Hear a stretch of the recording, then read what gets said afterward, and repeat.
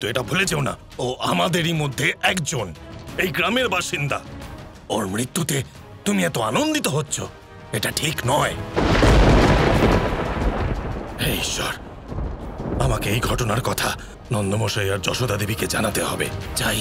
বাবা দাঁড়ান, তার কোনো দরকার নেই, কৃষ্ণ সুরক্ষিত আছে। সুরক্ষিত আছে তাই নাকি? হ্যাঁ, এটা তোমার বিশ্বাস নয় রাধা, তোমার অতি বিশ্বাস বলছে, যা কিনা অত্যন্ত ক্ষতিকারক। মনে রেখো, ধোঁয়া যেমন আগুন জ্বললেও ওঠে, তেমন আগুন নিভে গেলেও ওঠে। হয়তো যা তুমি দেখেছ তা আগুন নিভে যাওয়ার ধোঁয়া হবে। অসম্ভব, এত ভয়ঙ্কর আগুন কেউ নেভাতেই পারে না। আয়ান, আমি জানি যে কৃষ্ণ কোথায় যাচ্ছে, কোন উদ্দেশ্যে যাচ্ছে, আর কার জন্য সেই উদ্দেশ্য পূর্ণ করতে যাচ্ছে। আর এই সব জেনেই আমি বলছি যে ও অসফল হতে পারেই না। যতক্ষণ না ও নিজের কাজ শেষ করছে, ও নিজেকে সুরক্ষিত রাখবেই। আর তুমি বাজে কথা বন্ধ করো, আর মিথ্যা কথা রটিও না। রাধা! কিন্তু তুমি এসব জানলে কি করে রাধা? উত্তর দাও। কৃষ্ণ বলেছে বাবা, আমার চেয়ে বেশি ওর ব্যাপারে আর কে জানতে পারে? তাহলে আমি জানবো না কেন? আপনি অযথাই যশোদা মা আর নন্দ বাবাকে কষ্ট দেবেন না, কৃষ্ণ সুরক্ষিত আছে।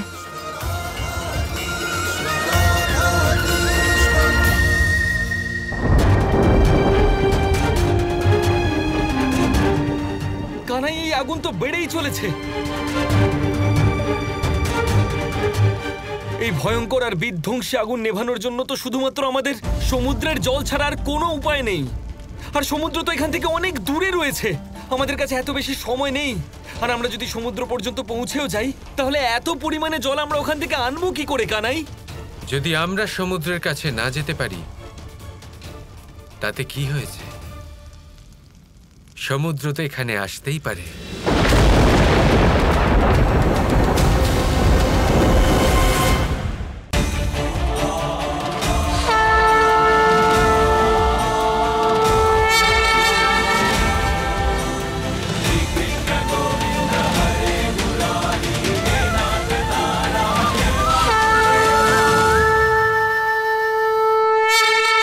সমুদ্র দেবতা প্রকট হন, আমাদের আপনার জলের প্রয়োজন পড়েছে।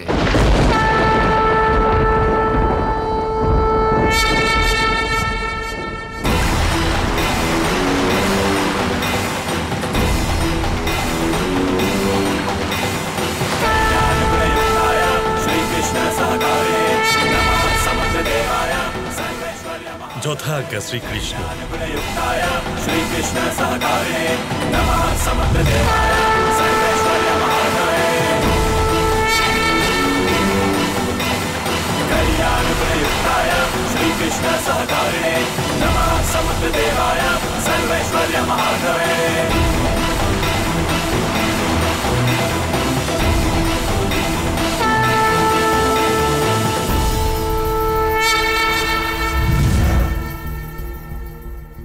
হে শ্রীকৃষ্ণ, আপনাকে সাহায্য করে আমার জল এবং জীবন দুটোই সার্থক হলো।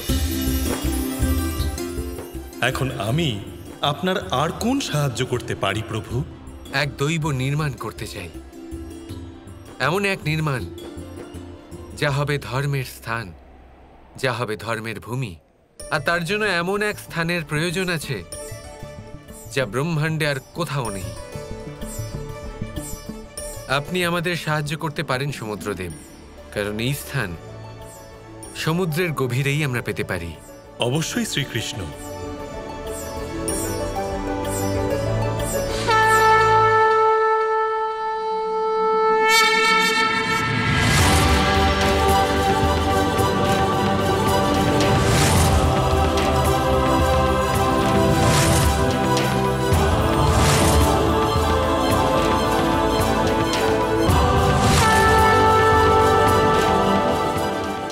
এই নিন শ্রীকৃষ্ণ, সমুদ্রের অতল গভীরে সবচেয়ে সুন্দর জায়গা আমি আপনার চরণে দিলাম।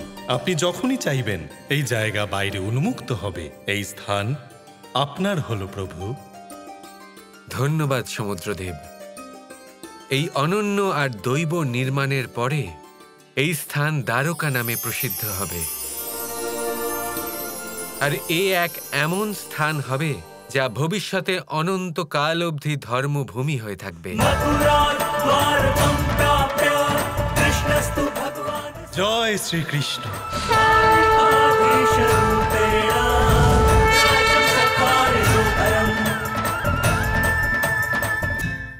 অদ্ভুত কানাই, কানাই আমরা সেই স্থান খুঁজে পেয়ে গেছি।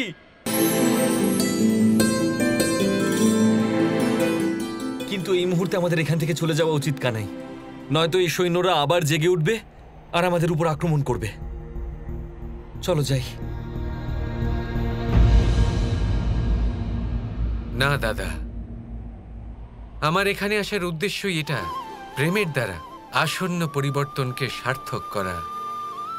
আমি এই সংসারকে বোঝাতে চাই যে প্রেমের দ্বারা শত্রুও আমাদের বন্ধু হতে পারে। আর আমার সম্পূর্ণ বিশ্বাস রয়েছে যে আমরা এত ভালোবেসে সবার প্রাণ বাঁচিয়েছি, তাই এই সব সৈন্যরা আমাদের উপর আক্রমণ করার ইচ্ছা পোষণ করবেন না।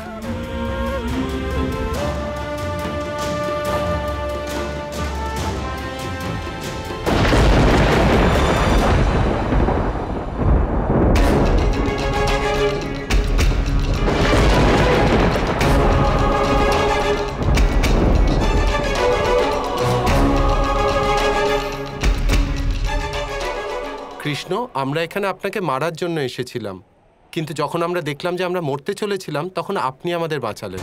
একদিকে ওই শয়তান জরাসন্ধ যে নিজের স্বার্থের জন্য নিজেদেরই সৈন্য মারছিল, আর একদিকে হলেন আপনি। তাই জন্য আজ থেকে এই জীবন আর আমাদের সমর্থন আপনার জন্য।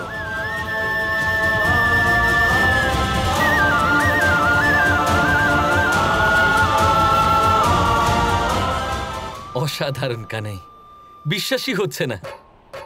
সত্যি তুমি যতটা দিব্য তার চেয়ে অনেক বেশি অদ্ভুত তুমি কানাই। সত্যি শুধুমাত্র এই পাহাড় অবধি পৌঁছেই তুমি সেই জায়গাও খুঁজে পেয়ে গেলে যা আমরা কবে থেকে খুঁজছিলাম, আর সেই সঙ্গে মথুরার সেনাকেও 1.5 গুণ বাড়িয়ে দিলে কানাই। আমার সত্যি গর্ব হচ্ছে তোমার জন্য কানাই।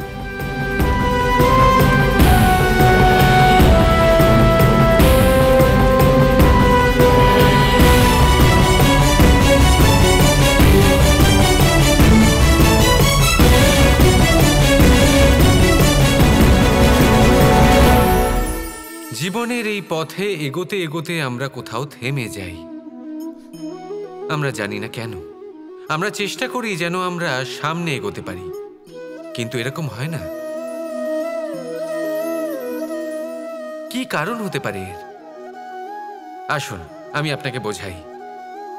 মনে করুন আপনি কোনো রাস্তায় হাঁটছেন, আপনার পা মুচকে গেল, আপনি পায়ে আঘাত পেলেন। এখন এই আঘাত যদি আপনাকে পথ চলতে বাধা দেয় তখন আপনি থেমে যান। যদি আপনার ভাবনা চিন্তা ক্ষুদ্র হয় তাহলে আপনি জীবনে কখনোই এগোতে পারবেন না। ভেঙে যাওয়া কলম দিয়ে আপনি কখনো চিঠি লিখতে পারবেন না।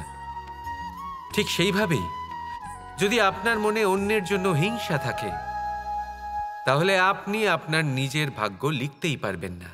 কাজের প্রতি আলস্য আপনাকে কখনো ধনী হতে দেবেই না, আর ধনের প্রতি লোভ তা আপনাকে কখনো মহান হতে দেবে না। ছোট একটা কথা, কিন্তু এ হলো অত্যন্ত গুরুত্বপূর্ণ। ভাবনা চিন্তা অবশ্যই করুন, আর বোঝার চেষ্টা করুন সেটা যা আপনি বুঝতে চান। হতে পারে আপনি এমন কোনো পথ খুঁজে পেলেন যার ফলে আপনি কোনো খারাপ পথে যেতে যেতে থেমে গেলেন, বা আপনি এমন কোনো অর্থ খুঁজে পেলেন যা আপনাকে মহান হবার পথে অগ্রসর করে দিল। রাধা রাধা।